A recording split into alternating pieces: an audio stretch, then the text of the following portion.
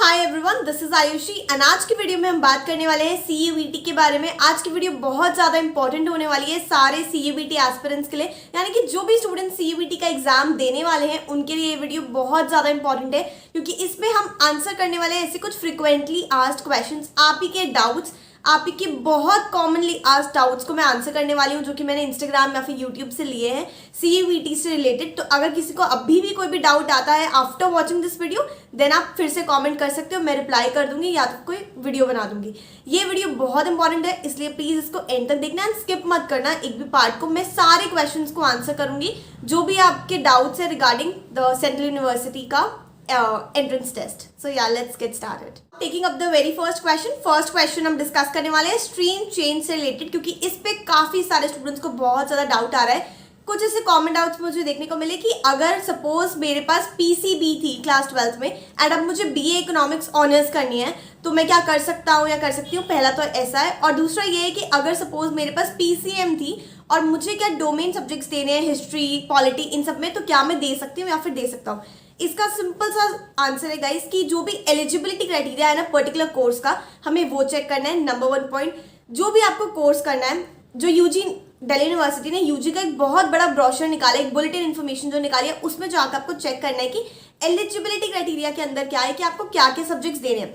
और दूसरी चीज़ आपको ये याद रखनी है कि हम दिल्ली यूनिवर्सिटी के लिए खाली उन्हीं सब्जेक्ट्स का डोमेन टेस्ट दे सकते हैं जो कि हमारे पास क्लास 12th में थे, जो हमने क्लास 12th में पास किए हुए हैं। ठीक है, तो इस केस में अगर आपके पास पीसीबी थी यानी कि फिजिक्स, केमिस्ट्री, बायोलॉजी थी, तो आप बीए इकोनॉमिक्स ऑनर्स नहीं कर सकते हो। क्यों नहीं कर सकते हो? कि बीए इकोनॉमिक्स ऑनर्स की एलिजिबिलिटी क्राइटेरिया में ये मेंशन है कि मैथ्स होना कंपलसरी है, मैथ्स का डोमेन टेस्ट हमें देना पड़ेगा, और मैथ्स का डोमेन टेस्ट देने के लिए हमारे पास मैथ्स क्लास 12th में होनी चाहिए, जो कि आपके पास नहीं है क्योंकि आपके पास पीसीबी थी। इस केस में आप नहीं कर सकते हो। तो यहाँ पर स्ट्रीम चेंज का क्या सीन रहेगा कि जब हम जाएंगे साइंस टू आर्ट्स, तो वो हमारे लिए कंपैरेटिवली इजी रहेगा। क्यों? क्योंकि आर्ट्स के जो मेजॉरिटी कोर्सेज देखे गए हैं उसमें ऐसा कोई फिक्स नहीं किए गए हैं सब्जेक्ट्स की यही सब्जेक्ट चाहिए। उसमें तो काफ़ी ज़्यादा फ्लेक्सिबिलिटी दी गई है कि हाँ, अगर आपने 2 सब्जेक्ट्स यहाँ से पढ़े हो, डोमेन के 2 यहाँ से ले लो, 1 यहाँ से ले लो, ऐसे करके। लेकिन अगर आप आर्ट्स टू साइंस जा रहे हैं तो वो पॉसिबल नहीं हो पाएगा मैक्सिमम केसेस में, क्योंकि हो क्या रखा है यहाँ पे साइंस वाले कोर्सेज में आपको मेंशन किया है कि आपको पीसीएम या पीसीबी मैथ्स चाहिए, ऐसे से कुछ मेंशन है। अगर हम इस तरीके से देखें तो अगर मैं स्ट्रीम चेंज करना चाहूँ अपना आर्ट से साइंस में, तो वो मुश्किल ही है, क्योंकि हमें उन्हीं सब्जेक्ट्स में डोमेन टेस्ट देना अलाउड है फॉर दिल्ली यूनिवर्सिटी, जो कि हमने क्लास 12 में पढ़े हो और पास किए हो। तो इस केस में स्ट्रीम चेंज का आपका ये सिनेरियो रहता है। अब मैं नेक्स्ट क्वेश्चन लेती हूँ। नेक्स्ट क्वेश्चन ऐसा है कि हमें पता है कि हमने सीयूईटी का एक एप्लीकेशन फॉर्म तो फिल कर दिया है, लेकिन क्या इसके अलावा जो डिफरेंट यूनिवर्सिटीज़ हैं उनका हमें सेपरेट एप्लीकेशन फॉर्म फिल करना होगा या फिर नहीं करना होगा। तो इसके रिगार्डिंग कोई ऑफिशियल नोटिफिकेशन, कोई ऑफिशियल इन्फॉर्मेशन अभी तक नहीं आई है। इस पर सिर्फ गेसेस ही हम लोग कर सकते हैं कि क्या हो सकता है क्या नहीं हो सकता। एंड मुझे लगता है कि सीयूईटी को बनाया ही इसलिए है कि हमें डिफरेंट यूनिवर्सिटीज़ का अलग अलग जाकर एप्लीकेशन फॉर्म ना फिल करना पड़े। ये चीज़ उन्होंने हर जगह मेंशन की है कि इसलिए सीयूईटी का स्ट्रक्चर ही ऐसा है कि एक कॉमन सबके लिए हो ना, कि एक ही बार फॉर्म बस हमने फिल कर दिया। तो आई थिंक कि ऐसा नहीं होगा कि हर यूनिवर्सिटी के लिए स्पेसिफिक एप्लीकेशन फॉर्म आपको फिर से फिल करना पड़ेगा, ऐसा मुझे नहीं लगता कि होगा। बट अगेन इस पर कोई भी ऑफिशियल नोटिफिकेशन नहीं है, तो अभी हम इसके लिए वेट करते हैं। एंड अगर कुछ भी आएगा तो मैं बता दूंगी चैनल के थ्रू, तो प्लीज़ चैनल को सब्सक्राइब कर देना। अब जो हमारा नेक्स्ट क्वेश्चन है ये थोड़ा प्रिपरेशन रिलेटेड है। इसमें ये पूछा गया है कि अगर आप कुछ बुक सजेस्ट कर पाओ जिसके थ्रू हम सीयूईटी के लिए प्रिपेयर कर सके। तो recently I came across these books by Kiran publications, आपने इनका नाम सुना ही होगा।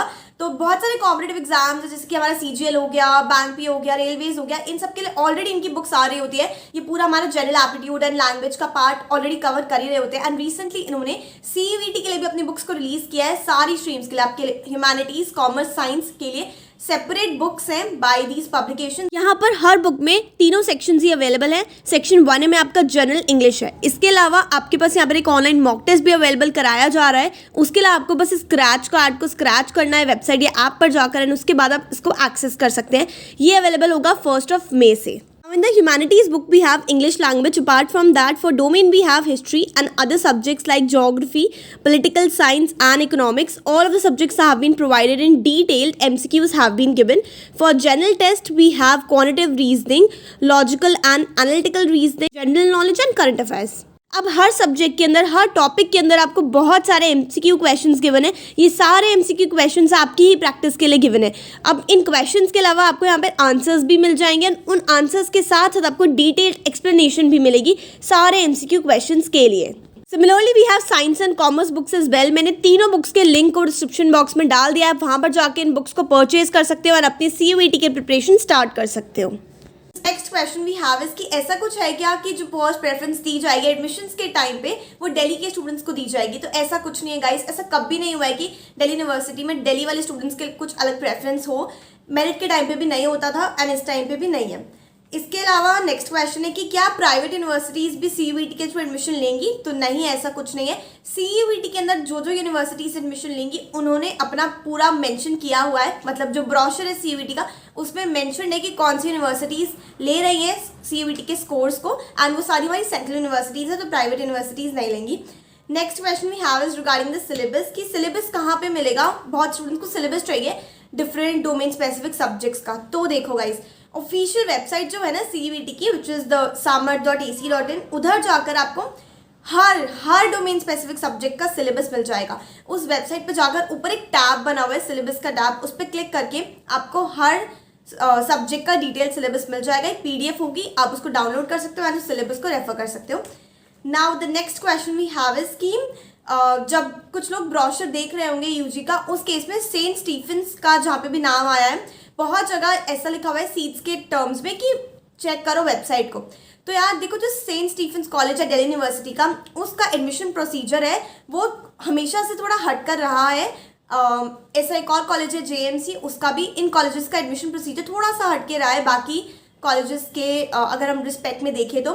एंड इस केस में अभी कोई ऑफिशियल नोटिफिकेशन नहीं आई है कि कैसा प्रोसीजर रहने वाला है स्टीफेंस का, बट ये बात चल रही है कि ऐसा हो सकता है कि 85% वेटेज आपके CUET के स्कोर्स को दी जाए एंड 15% वेटेज आपको इंटरव्यू एक होगा उसको दी जाए, उसके बेसिस पे आपका एडमिशन लिया जाए। लेकिन ये अभी सोचा जा रहा है इसके बेसिस पे कि किसके लिए होगा, रिजर्व कैटेगरी के स्टूडेंट्स के लिए या फिर अनरिजर्व कैटेगरी के स्टूडेंट्स के लिए। गाइस, इसलिए अगर आपको स्टीफेंस रिलेटेड कुछ भी जानना हो तो उनकी ऑफिशियल वेबसाइट जो है वहाँ पे जाकर आप चेक कर सकते हो, क्योंकि वहीं पे पूरी आपको इन्फॉर्मेशन मिलेगी स्टीफेंस के एडमिशन से रिलेटेड। नेक्स्ट क्वेश्चन हमारा ये है कि क्या SRCC एडमिशन लेगा विदाउट मैथ्स?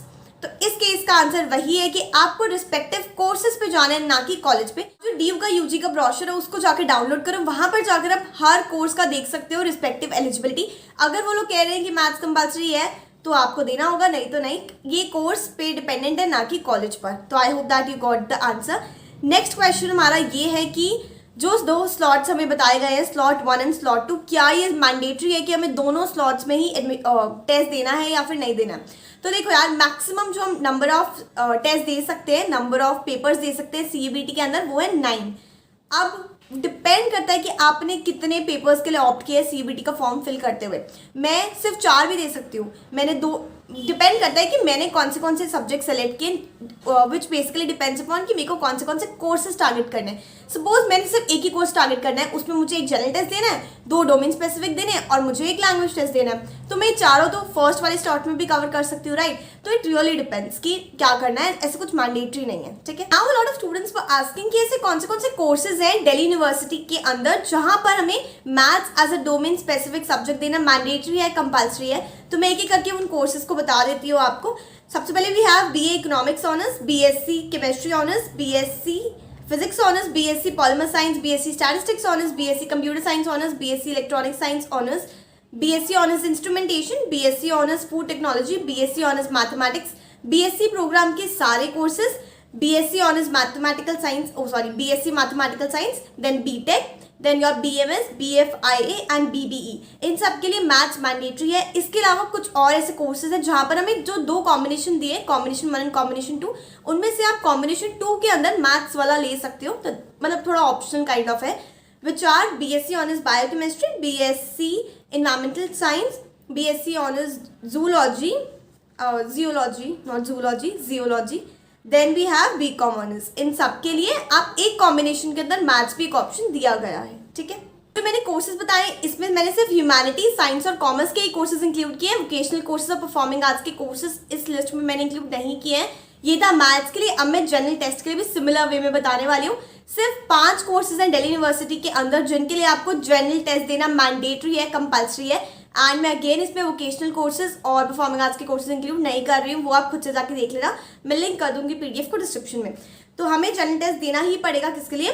सबसे पहले तो 5 year integrated program in journalism, उसके बाद we have BA honours in multimedia and mass communication, and we have BMS, BBE and BFIA। अब हमारे पास कुछ और ऐसे भी कोर्सेज हैं जिसमें हम जनरल टेस्ट दे सकते हैं, यानी कि जो 2 कॉम्बिनेशन मेंशन्ड है, कॉम्बिनेशन 1 और कॉम्बिनेशन 2। कॉम्बिनेशन 2 में जनरल टेस्ट इंक्लूडेड है, यानी कि हम दे सकते हैं वाला सीन है अगर हमने कॉम्बो 2 सेलेक्ट किया तो।